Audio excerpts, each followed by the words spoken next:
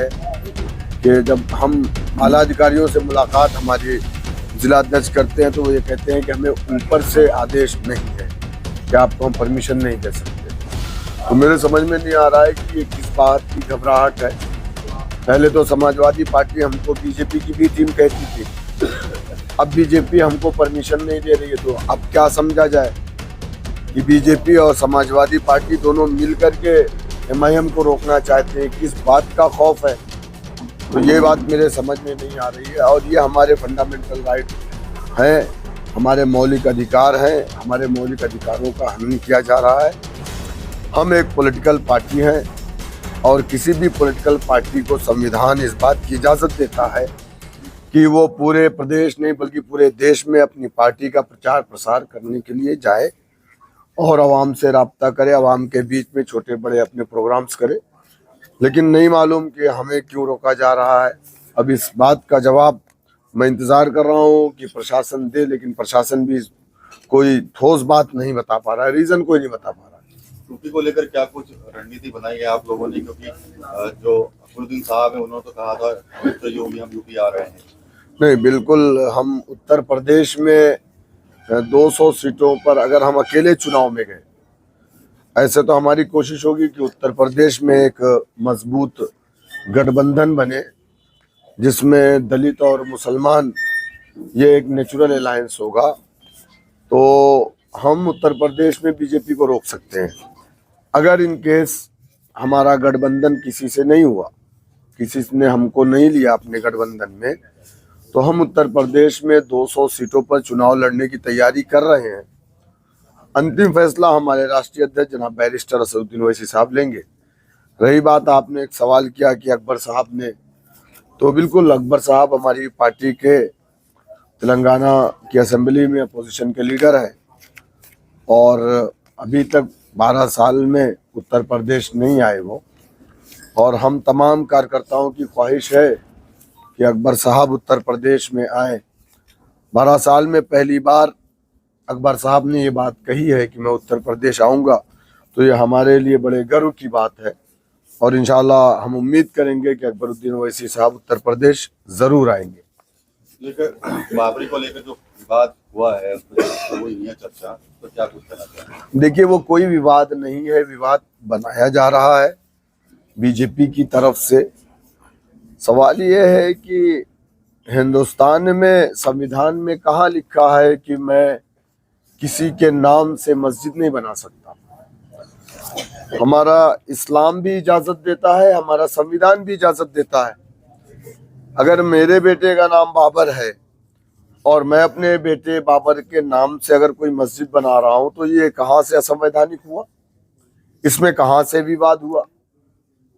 अगर मेरे बेटे का नाम औरंगजेब है, मेरे बेटे का नाम तैमूर है, मेरे बेटे का नाम अलाउद्दीन है, तो इसमें कहाँ से विवाद हुआ?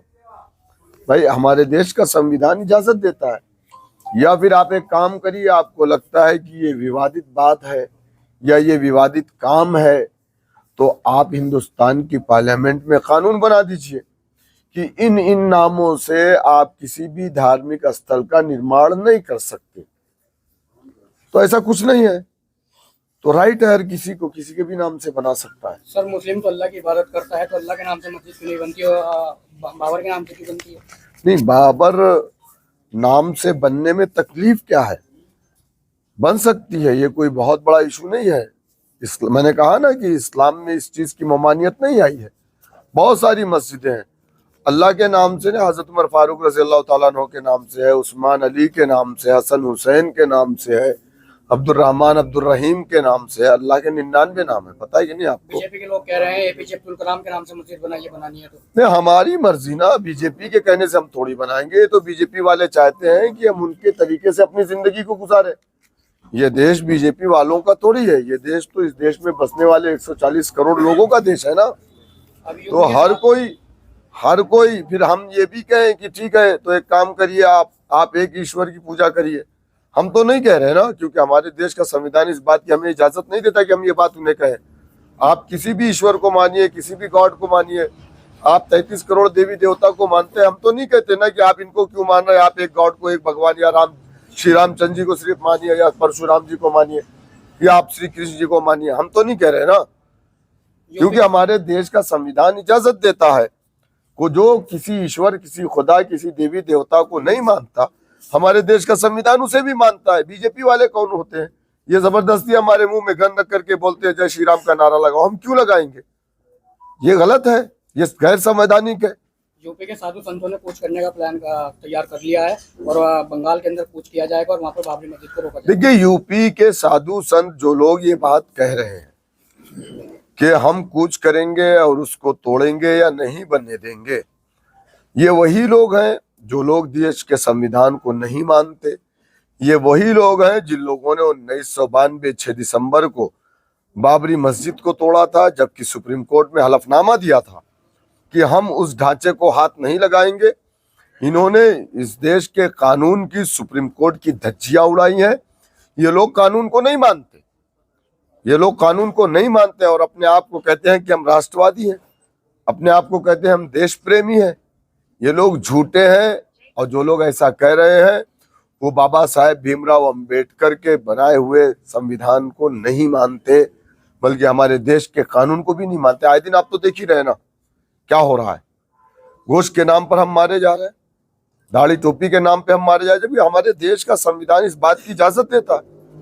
कुत्ता, बिल्ली, सुअर, चूहा, छछूंदर खाने वाले इस देश में है, अब तो मिथुन भी खाने वाले हैं। गोवा,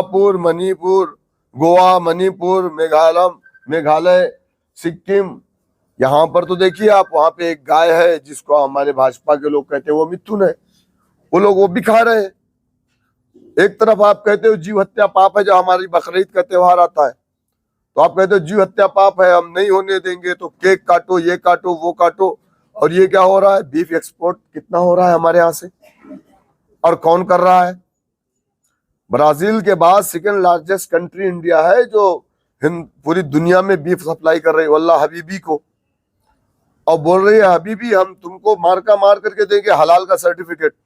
हमारे इधर हलाल सर्टिफिकेट नहीं बिकेगा, हबीबी को हलाल सर्टिफिकेट में देंगे। तो ये दोहरा चरित्र है मुसलमानों को परेशान करने का। मुसलमान ही इस देश में ऐसा है, दो दलित और मुसलमान, जो इस देश के संविधान को मानता है और संवैधानिक तरीके से ही अपने क्रियाक्रम को करता है।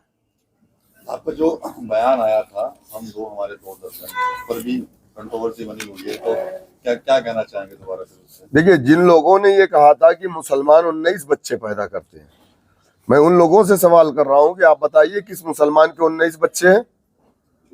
तो हमने उनको ये जवाब दिया था, ठीक है तुमको 19 से तकलीफ है तो हम आज ऐलान करते हैं कि हम तो हमारे 2 दर्जन। हमने उनको कहा था।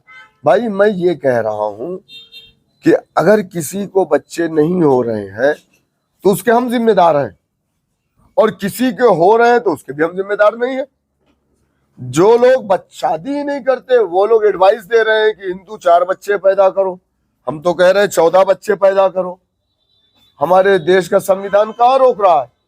या अगर आपको तकलीफ है तो आप एक काम करिए, कानून बना दीजिए हम दो हमारे दो का। तो ये गलत है, इस तरीके की बात नहीं करनी चाहिए।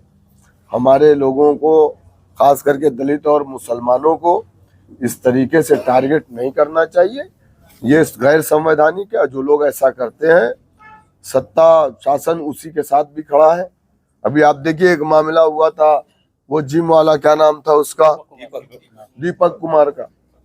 अभी उसके जिम में 150 की जगह 15 लड़के आ रहे हैं। वो एक इंसानियत का काम किया था।